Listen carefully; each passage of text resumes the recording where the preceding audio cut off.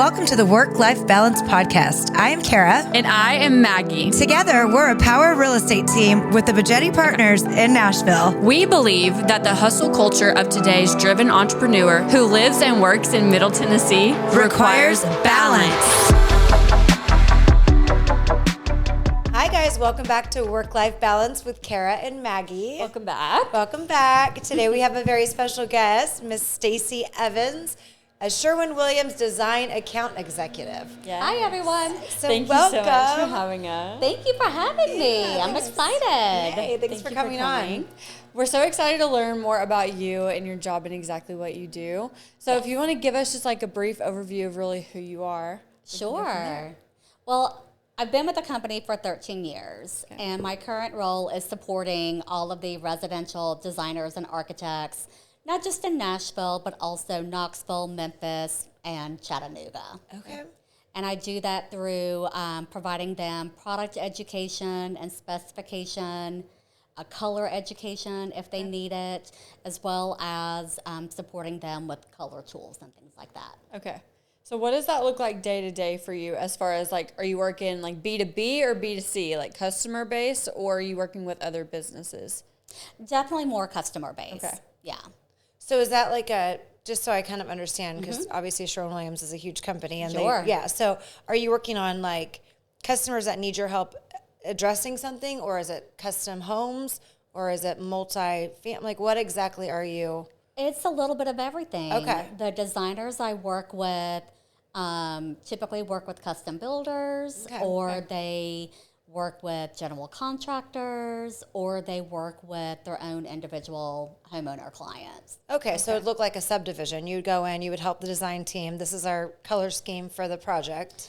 They typically pick the colors. Okay. But if they have a question about how our color is going to perform in a certain product or application, I can advise on that. Oh, well, that's cool. Yeah. Okay. So you're like their go-to for any questions they have or anything like that. Exactly. Okay. And then I know that you just brought that up, but like your CEU before coming here on wellness design. What is that? I've never even heard of that before. Heard of it. So this is something that I feel like has come to the forefront basically because of the pandemic. But in reality, it's always been around. There's always been creating your home as a nice, calming, relaxing space, whatever that looks like to you. But with the influx of work from home and even virtual online learning and education, what has taken shape is people were not prepared for private offices or study spaces. It typically fell within the guest room, or the dining room, or the kitchen island. So what does that look like now? Okay. So you go in there and help redesign that space to make it like more an inclusive space for... I don't necessarily do the redesigning, but I definitely...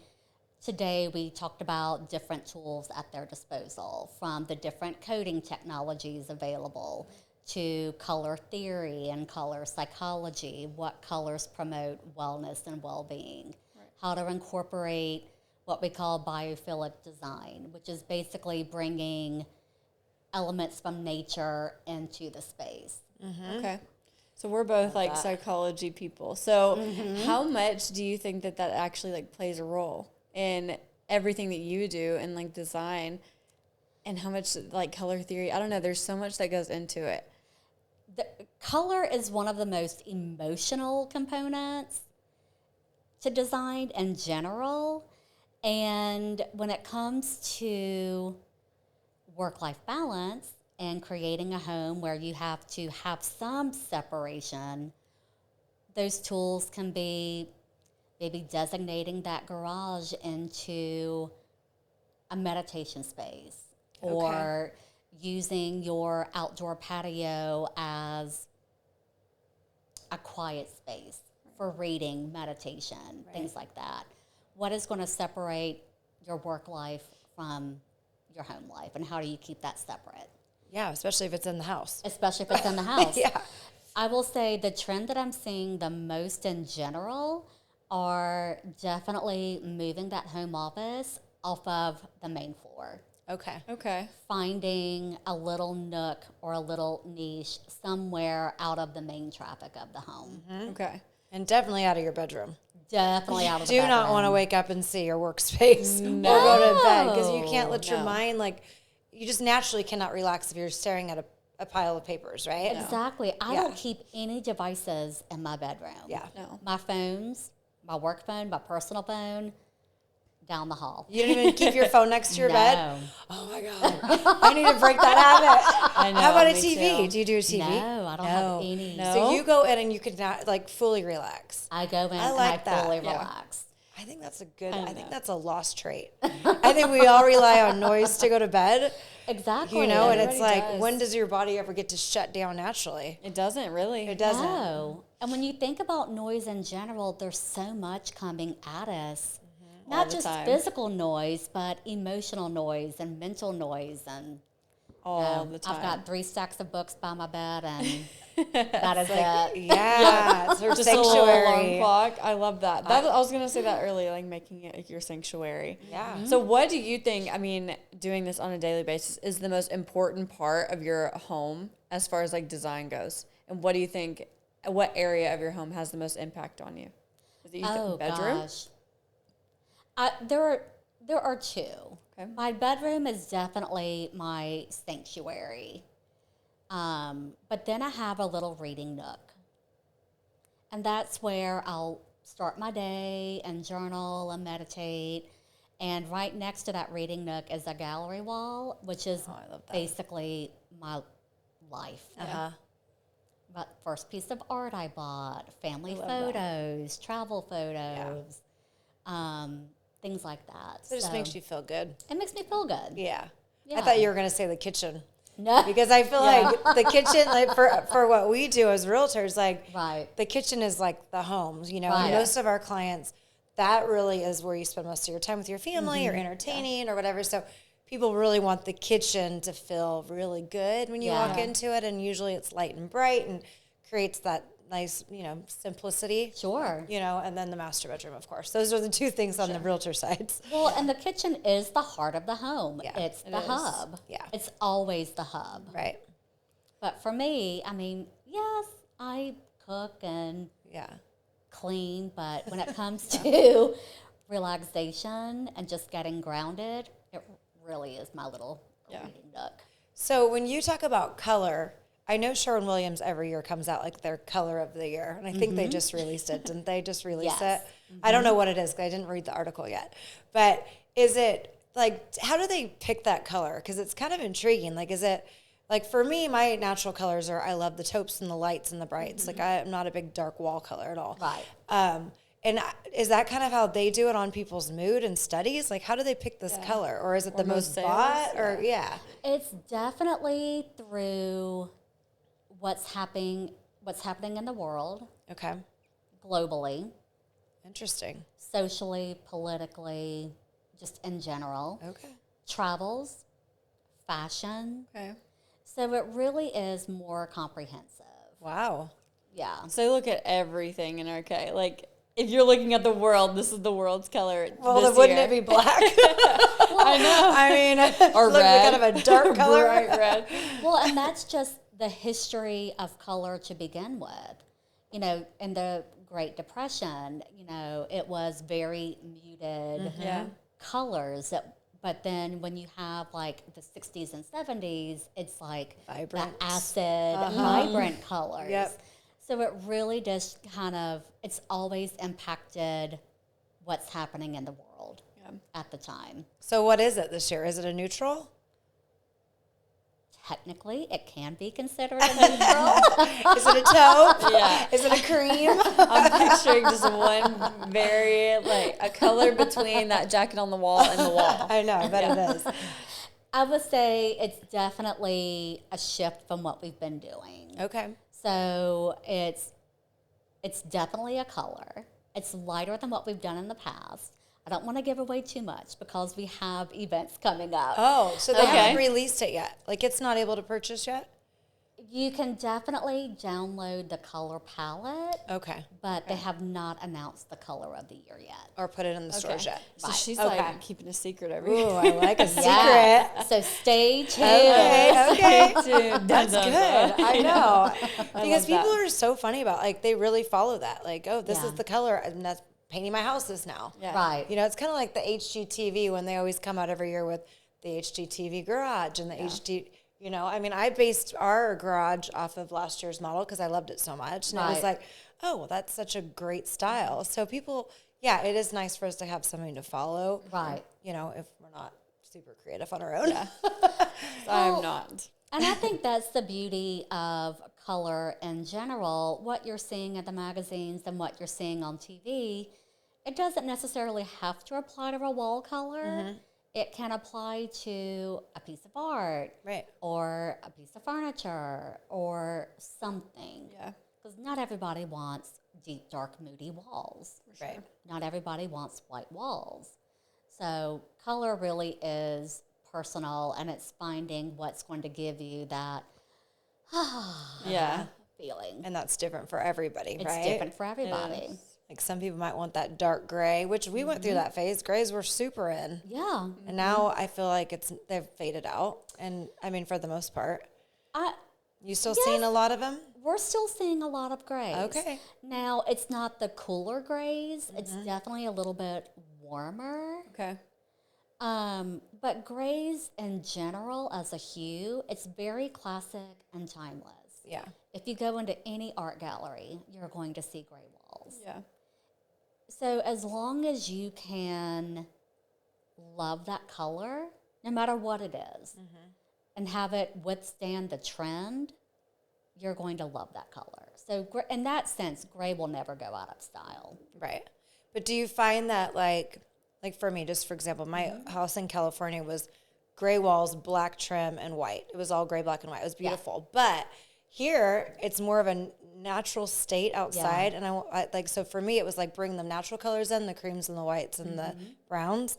So do you find that a lot of your clients are bringing more of the outside in than they are creating like their own gray and black sanctuary, or just varies? I think it varies. Okay. There are definitely designer clients that are incorporating big, bold colors. Okay. There are some that are keeping the palette pretty soft and delicate and neutral, Okay. and accenting with pops of color. In my previous market in North Carolina, there was a huge trend of maximalism, bold pattern, bold color, bold texture. And when it's done well, it looks amazing. Right. Here, it's definitely very, very minimal and very, very subtle. Yeah. So I are was you gonna talking ask you paint or that. wallpaper? Everything. Okay. Yeah. Because I noticed like when we go into like really designer homes, Wallpaper everywhere. Wallpaper is, Yeah. I mean, it's funny because that trend went out for a while and now it's like Yeah. back in action and It you're is. really seeing fun, funky walls. But if it's done tastefully, Yeah. it's incredible. Beautiful. Like a powder room with like a really fun, I don't know, I think Yeah. it's fantastic. And that's definitely a generational thing. Yeah, You that know, is true. the traditionalist designers of a certain age, I hate to say that, but I'll just call them traditionalists. For them, wallpaper takes on a very negative connotation. Yeah. But the younger, next-gen designers love it because it like does. Evan. Yeah. Yeah. You do a lot of it. A lot of wallpaper. Yeah. Well, those Airbnbs are full of wallpaper. Yeah. Exactly. Wallpaper Because pops they of want color. it to just be like, yes, very Right. bold and vibrant. So And it's come a long way. It's not your grandma's house. grandma's house. Yeah, it's not. At all. Like Rifle Paper Company has an amazing collection and assortment. Okay. So Rifle. Okay. Okay. To check it out because I mean I Yeah. wallpapered my own wall this last time. I It like turned out cute though. Yeah. But it's not like the old school like, remember old school where you had to get like to get that stuff off the wall. Now it's peel and stick. Yeah, if you it's mess peel it and up, you stick. can just peel it off and put it back It's on. amazing. They make it so easy, and they make it interchangeable. So you can, if you put one on there, you hate it 6 months later, you can just go peel and put something new And up it there, doesn't repaint. damage the wall. No. Yeah. Speaking of like generational, because clearly she's in a totally different generation than you and I. I'm just curious, like, because you're a new homeowner. Yeah. Is wallpaper even something you would consider, or is this like, okay, that is old grandma's house? Like, Well, in the house that I have now, no. But like me personally, I would totally do that. And like the funky couches too, I'm all about that. Okay. But I'm definitely grandma. You know me and my style. So I'm probably not the best person to ask that to, but I'm all about the wallpaper. Yeah. Especially like in Brian and Jeff's house, that one that they just bought, the powder room in there. Like I love that. But it has to match. It has to go with it. I feel like if you're going to do wallpaper, you need to, the rest of your house needs to reflect, I guess, if that makes sense. I think powder rooms in general are a great place to introduce a fun, bold, patterned wallpaper. yeah, Because it's small. Yeah. right. And it's used when you have guests over. Right. Makes it fun. Makes it fun. For sure. So like if you're meeting with a client for the first time, like what are some things that you ask them or try to get to know before like helping them design the house? Well, I don't help them design the house. Okay. So I'm working with those residential designers that maybe they are unfamiliar with our paint products. Okay. Or maybe they are unfamiliar with our color tools. So my role is to introduce them Okay. to Sherwin Williams. Got you. Okay. But you're also kind of helping them direct which colors and stuff, right? Or you're not. They're coming with you with their color palette, and you're just teaching them about Sherwin Williams products. Exactly. Okay. Yeah. So you're not having to say, here's the three. What do you think of these three? And you pick which one. Yeah. You're not doing all that. If they have a question about an undertone or they're not quite sure how that color is going to perform on an exterior, I can absolutely Okay. guide them. Oh, this is going to be too warm. It's going to be too creamy or Right. things like that. Okay, so are you also involved in any of like the science behind it or know about the science behind the colors and how they're going to work together? Like if you put one color on one wall, how it's going to look in the room kind of thing? Or is it just like you just know all of the information on that to be able to tell these designers? Well, I do have a background in interior design, Okay. so I understand color theory. I understand color and light and metamerism. Yeah. I understand how different tinted window panes are going to impact that color. Right. But also regionally, the lighting is different in Tennessee and the South in general versus the Pacific Northwest. Oh, for sure. Yeah. So what did you do before you got into Sherwin-Williams? I was in event design and event planning. Okay. That's fun. It was a lot of fun. So I did that for several years, and that's really what got me thinking about pursuing interior design. Okay. Because I noticed that trend in hospitality where events were becoming more lounge type spaces, more soft seating, not your typical conference table and banquet chairs. Yeah. Like it was really becoming more interior focused. Okay. The nice big white couches and more chill. White couches, fluffy chairs, custom tables. Yeah. So you were doing that in North Carolina, or by the time you were in North Carolina? Because you were in Charlotte, right? Yes. Okay. So- So you were already with Sherwin-Williams at that point, or were you still doing that? I was still doing corporate management. So not to date myself, but the company I was working for closed because of the recession. Okay. So a lot of our clients were the corporate banks, and when they stopped planning events, we had nothing to do. So it was great timing because I had already wanted to go back to school for interior design. And so that company folding just gave me the opportunity to do it. And then in design school, I started working for Sherwin Williams. Okay. So if somebody wants to get a hold of you, like to go do, work with them, how do they have to contact you through Sherwin Williams, or just they can contact you separately? They can contact me separately. Okay, perfect. Yes. And we'll put all her information on Yeah. so we can get you in touch with her because I know you know what you're doing. Yeah, absolutely. And it's just so fun. Like color is just like you said, it really is everything and it sets the mood. And when you go home and you want to relax and it just is, it's important. And Exactly. I think that's why everybody paints the home. Whenever they buy a home, I feel like that person paints it before they move into it. Exactly. Because it just doesn't feel right until it's your color. Sure. And that's exactly right, because it's your home and you want it to be personal and unique to you. To you, yeah. And everybody always asks me, well, what is my favorite color? Well, that's like asking me to pick a favorite child, Yeah. even though I don't have children. But because it really does depend. Yeah, it does. And that goes back to just like the work-life balance thing. If you can't feel at home in your home, then you're not going to have any kind of balance. So I guess from a design and like color standpoint, what are colors and things that people can do to like liven up their home and feel more comfortable and just, I guess the perfect word is zen. Zen. That sounds very... I mean, I like Zen. I don't know if everybody likes Zen. that Zen, though. I mean, Yeah. you go to some houses, you're like, oh my gosh. Okay, there's this yellow house that she's going to be listing. Yeah. The inside is the same color as the outside. Yellow and like red. bright yellow. Like, I would be like, yeah, because you know that's not relaxing. Yeah, or just some tips and tricks on like what people can do to liven up their home or make it feel homey. I would say find objects that you love, that speak to you. So for me, it's definitely my little collection of art and decor on my little Here's My Life gallery wall. Yeah.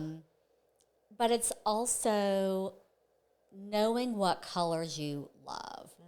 Going back to the yellow and red. I love red. My home office in Charlotte was red. Okay. Because it spurred my creativity and productivity. But yellow makes me 100% angry. Oh. Like it is severe. Really? Yes. That's pretty amazing. It is such a visceral reaction that I have to, for me personally, I would not be able to live in a yellow house. Yeah. Or a lot of people would think of like sunshine. Oh, it's gonna be bright. Yeah. Me, I would be like, ew, overwhelming. Yeah. Like pink makes me happy, but I'm not gonna have a pink house. No. But why But not? a pop of pink and little pink here. Especially because I have 3 boys and a husband and 2 boy dogs. I need just a little pink. You need a little And pink. 2 boy dogs. Just a little pink makes Oh, me boy. happy. And see, that little pink can be in a chair. Yeah. It can be on You do have your pink chair. bookshelves. It can be, it doesn't have to flood a wall. Right. I have a little pink chair next There to you my go. bed. She does. Her little sparky pink in the whole My house. little girly girl's face right there. I love that. But I think that's great. So do you have a tip like for us in our profession when people are going to list a home that's yellow or red? I mean, I know we like to suggest, hey, you know, paint it white. I mean, is there a suggestion that would be like a good neutral or a good tone that would be maybe moody? Speaks to everybody, maybe. Yeah. Speaks to everybody. Yeah. Definitely warm neutrals. Something like City Loft is just a really, really nice, soft off-white that's City Loft. Okay. almost like a grayish, but not quite there. Okay. That's always warm and inviting. Okay. And then, see, I never pick the same color twice. And then something kind of soft, like a soft blue in bedrooms and bathrooms. Okay. A soft blue? A soft blue. Okay. Like, do you have a name of one that you could? I wouldn't have guessed you'd say that. I think she's talking like almost white blue though, huh? Or you actually is like a blue blue. Well, Well, I mean, If you really think like about blue, it. like she's got on her fingernails or her coffee mug. if you think it would sell, why not? Yeah. Yeah. I mean, it's I a don't know bold if it would. choice. That's bold. I mean, it's definitely bold. Yeah. Yeah. But I do think in terms of getting a home ready for resale, there are definitely things that you can do to highlight certain features and elements with color. Yeah. Maybe it's painting the built-in bookshelves. Yeah. a navy or a dark green or a charcoal of some kind. I like that one. It's just like an accent piece. Just an accent piece. Not something crazy. Still keeping it kind of neutral. Right. For sure. Well, thank you so much for coming today and chatting Thank with us a you. little bit. It was good to get to know you a little bit more and have this conversation. And I know that Evan recommended you for us. I love Evan. I know. I love her so much. She's so great. She just knows so many great people, and she's definitely a connector. So we appreciate her for connecting you with us. Absolutely. Well, I've had fun today. I know. We'll have you back, and you can talk more about color because I feel like it's just evolving, and it's just fun, and I mean, it's just, everybody does it. So everybody does it. Everybody loves it. Don't be afraid of it. Well, now I'm excited to see the color of the year. I Stay know. tuned. Stay tuned. When does that come out? We are. What day is it today? I know. I know they released the palette, but they have not released the color of the year. So I will be announcing the color of the year on October 4th at our Brunch and Learn at Manoir's. Okay. Make sure you're included. Oh, cool. Yes. We would love to see. Okay. VIP. That would be fun. VIP. That's going to be a Brunch and Learn on Wednesday, October 4th. Okay. That's Keep us awesome. posted on that. We would love to join you on that. All right. Well, like, share, subscribe, all the good stuff, and we'll see you next week. All right. Till next time.